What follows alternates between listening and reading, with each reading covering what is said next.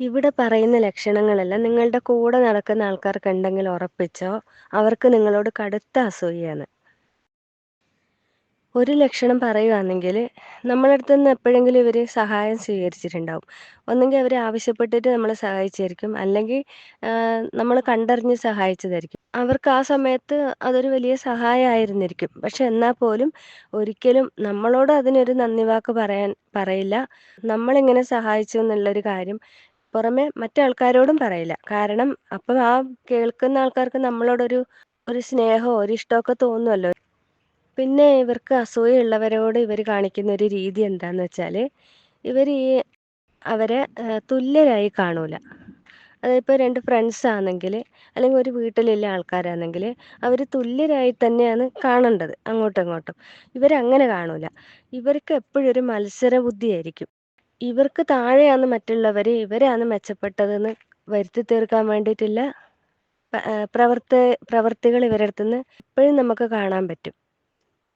വേറെ ഒരു ലക്ഷണം പറയുകയാണെങ്കിൽ, ഇവർ നമ്മുടെ മുന്നേന്ന് മറ്റുള്ള ആൾക്കാരെയൊക്കെ പുകഴ്ത്തി പറയും. അവർക്ക് ചിലപ്പോൾ ഒരു നല്ല ഗുണം ഉണ്ടാവില്ല. പക്ഷെ എന്നാൽ പോലും അവരെ ഇങ്ങനെ എപ്പോഴും എപ്പോഴും പുകഴ്ത്തി പറഞ്ഞുകൊണ്ടിരിക്കും നമ്മുടെ മുന്നിൽ നിന്ന്.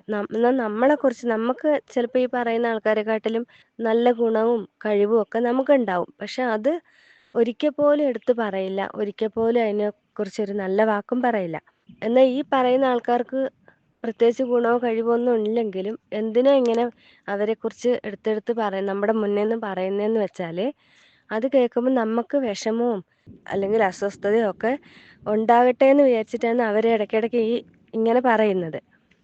ഇവരുടെ വേറെ ഒരു രീതി എന്താന്ന് വെച്ചാൽ, ഇപ്പോൾ ഏതെങ്കിലും ഒരു കാര്യത്തിനെക്കുറിച്ച് മറ്റാരും ചിന്തിക്കാത്ത ഒരു രീതിയിൽ നമ്മൾ ചിന്തിച്ച് നമ്മളുടെ ബുദ്ധിയിലൊരു ആശയം തോന്നിയെന്നായിരിക്കും. അത് നമ്മൾ പറയുന്ന സമയത്ത് അത് കൊള്ളൂല എന്ന് പറഞ്ഞ്, അല്ലെങ്കിൽ അത് കേൾക്കാത്ത മട്ടിലിരുന്ന് അതിനെ ഒരു വിലയില്ലാതാക്കി അതിന് ഏതെങ്കിലും ഒരു രീതിയിൽ ഒരു വില കുറച്ച് കാണും. എന്നിട്ട് പിന്നെ മറ്റൊരു സമയത്ത് അവർ അവരുടെ ബുദ്ധിയിൽ തോന്നിയ ഒരു ആശയം അതെന്ന് മറ്റുള്ള ആൾക്കാരുടെ മുന്നിൽ പറഞ്ഞ് ഷൈൻ ചെയ്യുന്നത് നമുക്ക് കാണാൻ പറ്റും. ഇവർ ചെയ്യുന്ന വേറൊരു കാര്യം എന്താന്ന് വെച്ചാൽ, നമ്മുടേതായിട്ടുള്ളൊരു സ്റ്റൈലൊക്കെ ഉണ്ടാവും. നമ്മുടേതായിട്ടുള്ള സ്റ്റൈലുകൾ, അതായത് ഇപ്പം നമ്മുടെ ഡ്രസ്സിങ് സ്റ്റൈൽ ആയിക്കോട്ടെ, നമ്മുടെ ഹെയർ സ്റ്റൈൽ ആയിക്കോട്ടെ, അല്ലെങ്കിൽ നമ്മുടെ മൊത്തത്തിലുള്ള ഒരു ജീവിത രീതി എന്താണോ അത് ഇവർ അതേപടി അങ്ങ് അനുകരിക്കും. അതായത് ഇവരാണ് കോപ്പി ചെയ്യുന്നത്. പക്ഷെ നമ്മൾ അവരെ കോപ്പി ചെയ്തു എന്ന് അവർ ലാസ്റ്റ് വരുത്തി തീർക്കും.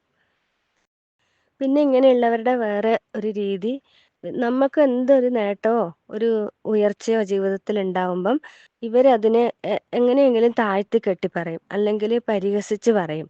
ഇത് ഒന്നും ജസ്റ്റ് ഭാഗ്യം കൊണ്ട് മാത്രം കിട്ടിയതാണ്, അല്ലാതെ ഇവരുടെ കഴിവ് കൊണ്ടൊന്നും കിട്ടിയതല്ല. ഇവർക്ക് അതൊന്നും നേടിയെടുക്കാനുള്ള കഴിവില്ല എന്ന് പറഞ്ഞുകൊണ്ട് അവർ നമ്മളെ താഴ്ത്തി കെട്ടാൻ നോക്കും.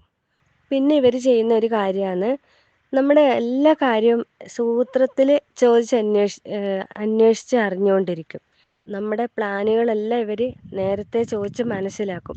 എന്തിനാന്ന് വെച്ചാൽ, നമ്മളത് ചെയ്യുന്നത് നല്ല കാര്യമാണെങ്കിൽ നമ്മൾ ചെയ്യുന്നതിന് മുന്നേ അവർക്കത് ചെയ്ത് ആളാകാൻ വേണ്ടിയിട്ടാണ് അവരങ്ങനെ ചോദിച്ച് മനസ്സിലാക്കുന്നത്.